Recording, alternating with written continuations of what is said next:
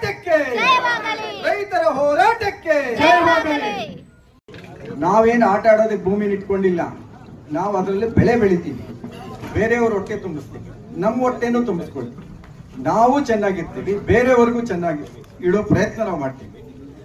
ಬರೀ ವ್ಯವಸಾಯ ಮಾಡಲ್ಲ, ಅದ್ರ ಜೊತೆಯಲ್ಲಿ ಪ್ರಕೃತಿಯನ್ನೂ ಸಹ ನಾವು ಕಾಪಾಡ್ತೀವಿ, ಮಾಡ್ತಾ ಇದ್ದೀವಿ.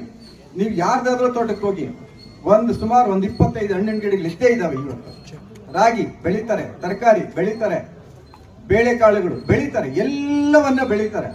ನಿಮಗೇನು ತೊಂದರೆ ಆಗಿದೆ? ಜಮೀನು ಬೇರೆ ಕಡೆ ಸಿಗುತ್ತೆ ಬೇಕಾದಷ್ಟು. ಕೋಲಾರಲ್ಲಿ ಇದೆ. ನಾನು ಮೊನ್ನೆ ಹುಬ್ಳಿಗೆ ಹೋಗಿದ್ದೆ.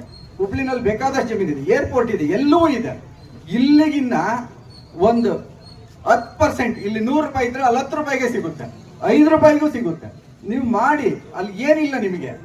ಯಾಕೆ ಇಲ್ಲಿಗೆ ಮಾಡ್ತಾ ಇದ್ದೀರಾ? ದುರುದ್ದೇಶ ಏನು ಅನ್ನೋದು ಎಲ್ಲರಿಗೂ ಗೊತ್ತಾಗ್ಬಿಟ್ಟಿದೆ.